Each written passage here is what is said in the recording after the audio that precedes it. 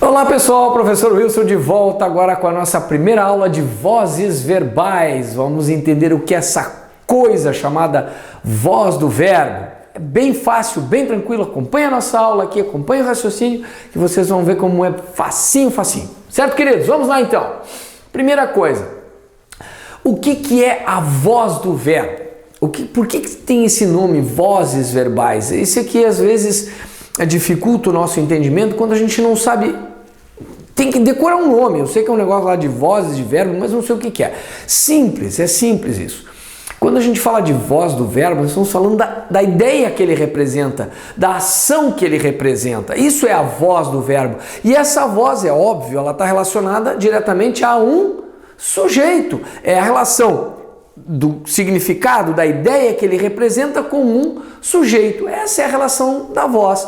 Essa ideia que ele representa, essa ação que o verbo representa, vai ser executada por um sujeito ou sofrida por um sujeito. Então eu vou ter uma ação, um sujeito que executa uma ação, executada por um sujeito ou sofrida por esse sujeito.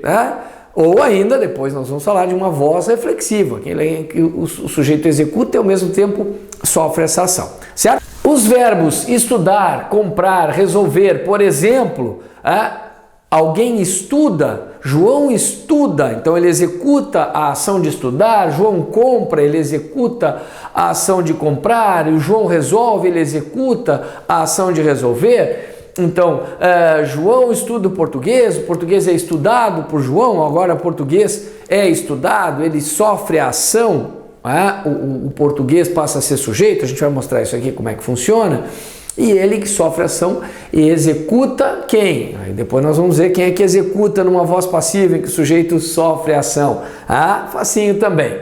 Muito bem, queridos. São três as vozes verbais. A voz ativa, a voz passiva, e a voz reflexiva.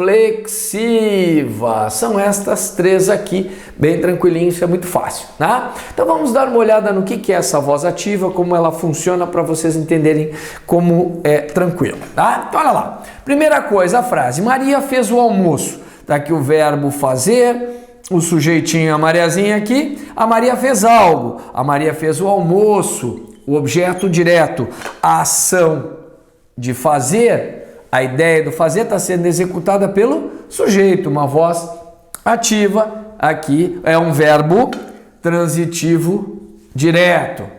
Depois nós vamos falar de transposição de voz, e aí é impossível, né, não fazer a transposição da voz ativa para a voz passiva se não existir o objeto direto. O professor corrigirá as provas. Está aqui o verbo corrigir. Corrigirá algo, tá aqui, pede o algo, verbo transitivo direto, lembra da historinha? Algo, aqui é o objeto direto, né? O professor é o sujeito, o professor corrigirá, os professores corrigirão, lembra? Mexe no sujeito, mexe o verbo, tem que ter certeza. Agora, vejam aqui, havia resolvido, o que é isso aqui? Isso aqui é um tempo composto, né? Verbo haver, ter ou haver, né? Mais o particípio. Maria havia resolvido, sujeito, resolvido algo, olha lá, o verbo pede o algo, a questão, o objeto direto, transitivo direto. Enviei a nota fiscal ao cliente, enviei é o verbo, sujeito eu enviei algo. A nota fiscal, eu enviei algo e eu enviei a alguém. Neste contexto aqui, vejam que aparece um objeto indireto, certinho? Então, a partir destas frases aqui, nós montaremos outras, dizendo a mesma coisa, porém, faremos a transposição da voz ativa para a voz passiva, ou seja, eu tenho a voz ativa, aquela em que o sujeito executa a ação do verbo. Agora eu terei a voz passiva, aquela em que o sujeito sofre a ação do verbo. A voz passiva se apresenta de duas formas. Ela pode ser voz passiva analítica ou a voz passiva sintética. tá? Facinho, tá? Vamos falar então da voz passiva analítica primeiramente. Muito bem, agora vejam, eu vou pegar esta primeira frase da voz ativa e vou transformá-la em voz passiva. Então vejam aqui, ó. Sujeito executa, o sujeito executa a ação, certo? O objeto sofre a ação. Sempre assim, numa voz ativa, o sujeito executa a ação, o objeto direto sofre a ação. Se eu quero uma voz passiva, eu quero um sujeito que sofre a ação. Só que tem um detalhe, quem executa continua executando, isso não muda. Quem sofre a ação continua sofrendo, isso não vai mudar. O que vai mudar vai ser a função sintática. Então, se eu quero uma voz passiva, eu tenho que pegar aquele que sofre e transformá-lo em sujeito. Então, quem sofre não é o almoço, que aqui é o objeto direto. O almoço vou usar como sujeito, certinho? Por quê? Porque eu preciso do sofrenildo ali. Ele vai continuar sendo sofrenildo, não vai mudar, só que agora ele vai ser o sujeito. E agora o que vai acontecer? Eu vou dizer essa mesma ideia, vou expressar essa mesma ideia, só que de uma outra forma. Então, o almoço, um detalhe importante, o tempo verbal. O tempo verbal. Eu tenho que necessariamente manter o tempo verbal, quando eu faço a transposição, para que eu tenha realmente a voz passiva desta aqui ativa. Se eu não mantiver o tempo verbal, eu tenho uma voz passiva? Provavelmente, porém não desta frase.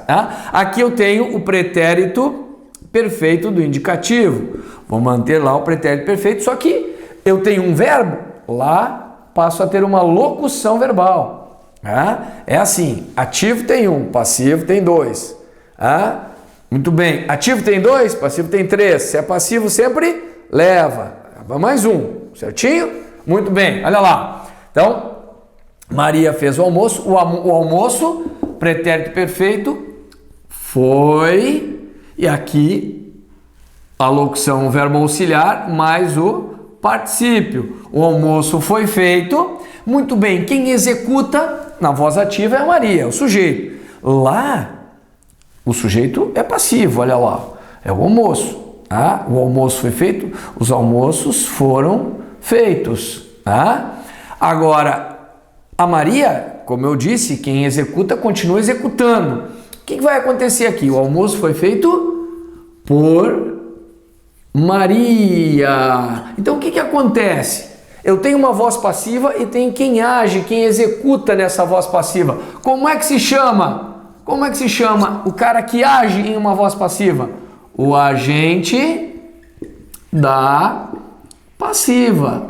Aquele que age na voz passiva. Facinho, só isso. É isso aí, bem tranquilo. Agora vejam, o professor corrigirá as provas. O professor corrigirá as provas dos alunos. Eu esqueci de colocar, eu queria colocar para vocês verem que não precisa, né? Dos alunos. Vou manter essa parte aqui só para a gente entender que tudo isso aqui é objeto, tá? As provas dos alunos eu mantive lá, passei todo para lá, vai ser o sujeito, as provas dos alunos. Por quê? Porque ele é objeto, é o que sofre a ação de ser corrigido, portanto vai ser o sujeito paciente. Corrigirá, futuro do presente. Então as provas dos alunos serão corrigidas. Olha lá, mantivemos o tempo, futuro do presente, o auxiliar é que vai manter o tempo, vai carregar o tempo e o modo aqui, o auxiliar e aqui o particípio no verbo principal, tá? E pelo professor. O professor era o sujeito agente, aqui, que age, executa,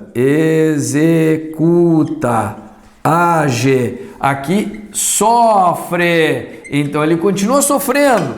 Um sujeito que sofre, olha lá, e esse aqui vai ser o agente da passiva, ou seja, o cara que executa, não é mais sujeito agora, tá? É o que age. Vou botar aqui, age. Certinho? Muito bem. Agora vejam. Maria havia resolvido a questão. Olha aqui. Um verbo na passiva tem 2. A ativa, há 2 verbos, olha aqui. O que vai acontecer com a voz passiva? Maria havia resolvido a questão. A questão, eu tenho que manter, a manutenção do tempo é imprescindível. Se eu tenho tempo composto aqui, continuo tendo composto aqui. A questão havia sido resolvida por Maria. Olha aqui, a Maria era o sujeito agente, ó, tá aqui. E a questão era o objeto que sofreu a ação, passou a ser sujeito. Aqui o verbo, havia 2 verbos na ativa, 3 na passiva. Eu falei, se é passivo leva 1, olha lá, ó, se tem 1 passa a ter 2, se tem 2 passa a ter 3. E por Maria vai ser o agente da passiva. Olha aí, coisa mais amor, muito facinho. Vamos colocar um AP, né? Fica mais prático. Enviei a nota fiscal ao cliente. Agora, o que eu coloquei uma frase aqui com objeto indireto. O objeto indireto não altera. Ele era objeto indireto na voz ativa, ele continua sendo objeto direto. Perdão. Ele é objeto indireto aqui na voz ativa, ele continua sendo objeto indireto na voz passiva.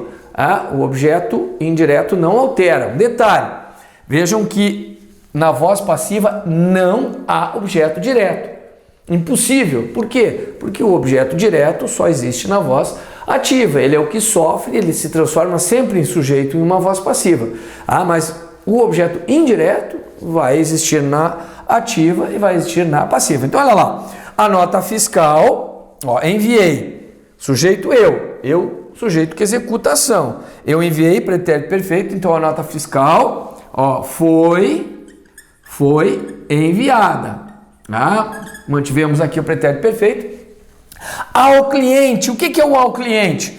Era o objeto indireto, continua sendo um objeto indireto. Simples, e nós fazemos isso aqui o tempo inteiro. É muito simples. Olha aqui, enviei a nota fiscal ao cliente, sujeito eu. Então, se eu enviei, a nota foi enviada ao cliente? Não entendi. Isso, muito bem, por mim. Mantenho a primeira pessoa, uma vez que aqui eu. Certinho, queridos? Facinho, né? Então, sem muito drama. Então, a próxima aula falaremos da voz passiva sintética, para a gente entender como é que ela funciona. É bem tranquilo também, até porque isso aqui tem a ver com as questões de concordância. Eu falo disso aí na aula de concordância, sujeito passivo.